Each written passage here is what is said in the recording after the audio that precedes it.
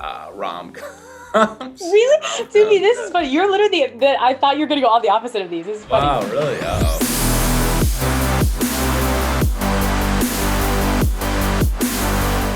Hey, it's your girl, Emily Curl, and today we're hanging out with singer, songwriter, and producer 2 Feet. 2 Feet, thank you for being here. How are you? Good. How are you, Emily? I'm good. It's nice to be talking to you. I've been listening to the album all morning, jamming out, so I'm excited to dive into that.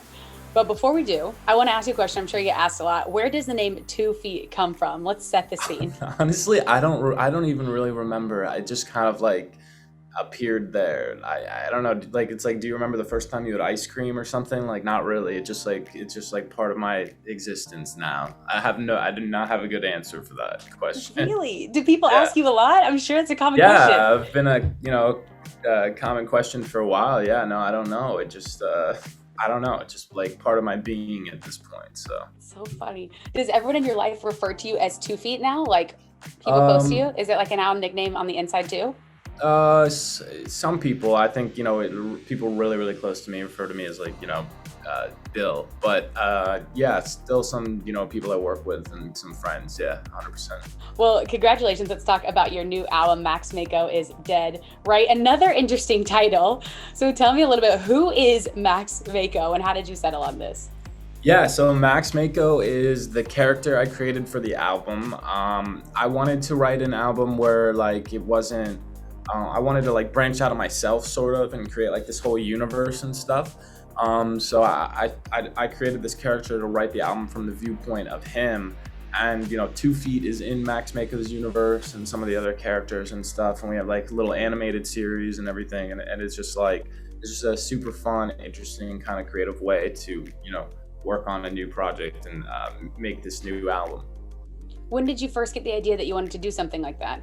On stage, actually, because I think it was during the Panic at the Disco tour. We were playing big rooms. Like we played Barclays Center. We played the Forum in LA. It was like a 30-date arena tour, and sometimes there were so many people I'd get really, really nervous because it's like 15, 20, 25,000 people per night. So I would just like pretend I was somebody else, kind of. I pretended I was like a character, so I wouldn't have to be as nervous being up there in front of everybody. I kind of just like went from that to being like, how can I make that into like maybe an album or a song or whatever. So that was sort of how I developed like the idea to get into a character.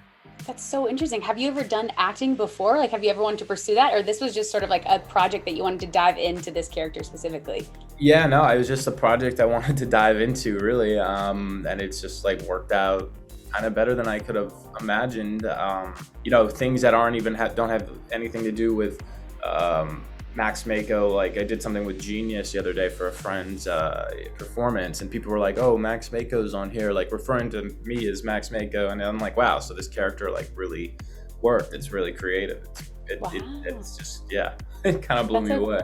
Yeah, that's so cool.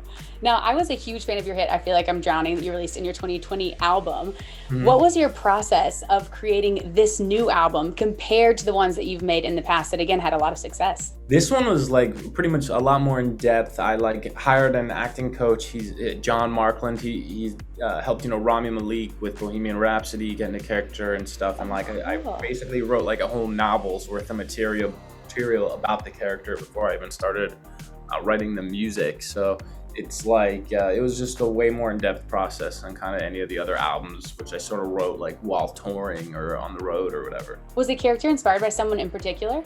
No, I'd say it was kind of like an amalgamation of a bunch of different people and things like in my life, et cetera, et cetera. Yeah. All right, what would you say is your favorite song on the album right now? That's a really good question. It sort of changes. I think I like my favorite two right now are Lies and Nightmares, which is the second song on the album. I like Lies because it's like gonna be crazy live obviously when we finally get to go back on tour and play it. And I like Nightmares just because I think it's like it's super pretty interesting song, and I like the change at the end, and it seems to be like a fan favorite so far. So I think those are my two favorite for now. It'll change probably. Yeah, I was going to ask because Flatline also seems to be like a fan favorite. Let's talk about that one for a second. What was the inspiration behind that? And then also the video is so sick. Tell us about that too. Thank you. Yeah. So Flatline, In terms of, yeah, you're right. I'm like I have like a emotional attachment to things at different times. So like for the longest bit, Flatline, I chose to do the video about it, everything. My fans definitely like that the most. So far it has the most streams and everything. But yeah, that song came about honestly by accident. I was like messing around with like my synth over here, and I kind of came up with that bass line that happens in the drop, when the guitar comes in, and formulated it out that way. The video is fun. It's so the character who's like laying in the bed or whatever, like all sick, that's me, that's 2 feet. And then like the scary character who's like, appearing and disappearing all around him, that's Max Maco. So it's kind of like a fun sort of, battle between 2 feet and Max Maco, which will like be elaborated on a little bit more as some more of the stuff for the album comes out, like the additional animated videos and the monologues and all this other stuff we're doing coming up. So I don't want to give too much away, basically. No, now you have to. You tease us with it. No, I can't, Emily. I'm sorry. I'll save it. So all the videos, all the creations are sort of following this whole world, and it's all making one giant, movie project. Yeah, basically, yeah, exactly. Okay, now we're in your studio here too. This is the fun part about Zoom. We get to see a peek into your life. Is this where the album went down? Is this the room?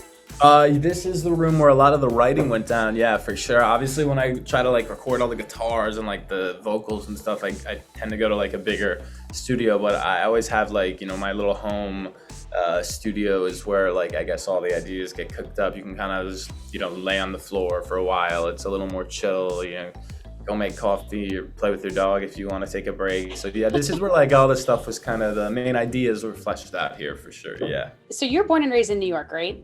Yes. Okay, is this New York?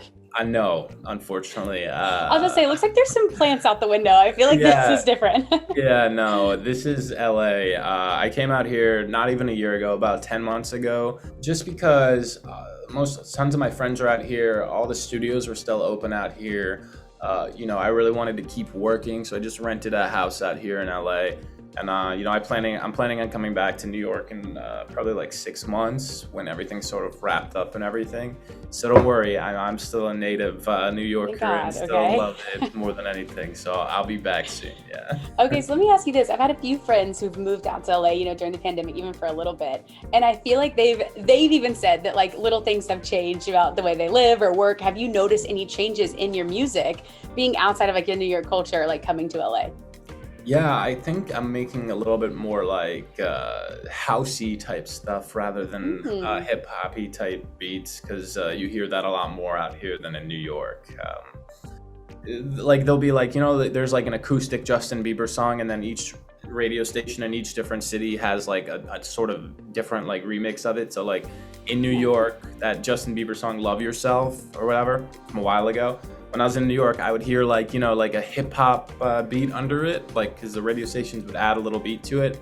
And then I came to LA the same month, and it was the same Justin Bieber song, but instead of a hip hop beat, there was a house beat under it. So it's kind of like the different cities have their different sort of vibe and way of interpreting things. Yeah. Interesting. I never knew that. Now I'm going to notice the different beats underneath. That's cool. Well, this is actually a perfect segue into my next portion. So 2 feet, I thought we could play a little game called This or That to get to know you a little bit better. I'm going to tell you 2 things, and you tell me which one you like better. Oh, God. Okay. Yeah, let's do it.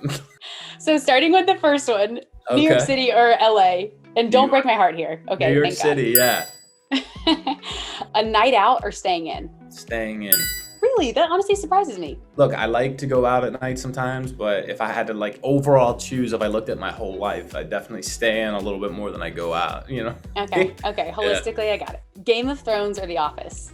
The Office. Really? Okay, you're surprising me. You're going opposite of what I thought. Yeah. Text or call? Text. Oh, good. Okay. Yeah. Call. I don't know anyone who like enjoys calling these days. Yeah. Save or spend? Save. Jeez. Okay. Ability to fly or read minds? Fly, 100%. I don't want to read anyone's mind. That's like, really? I'm not interested. Yeah, I'd rather like speculate and have it be a surprise. When you arrive, you mean? You just fly around? Yeah, I'd just rather fly everywhere and like, you know what I mean? Love it. Scary movies or rom-coms? Rom-com.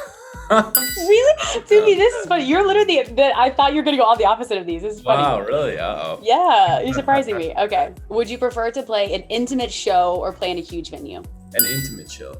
Okay, so this is interesting. Do you feel like you're more 2 Feet at an intimate show and Max Maco at a huge venue? Yeah, that's a good question. Yeah. Okay. 2 Feet, thank you for playing our game. I feel like I did Yeah. get to know you a little better. As we look forward to 2021, you're to have new music out. The world is opening. What else can we expect from you and look forward to from this year? A lot of stuff. I mean, look, the main thing that I hope I can do and see is go back to some shows maybe in the fall. So, I won't give anything away, but, hopefully we might play a couple of select shows in fall. And I think, to me, at least, that's the main thing, because that's been like the biggest thing that's been missing from my heart and like my soul and my life is playing shows. So what's your favorite song to play live?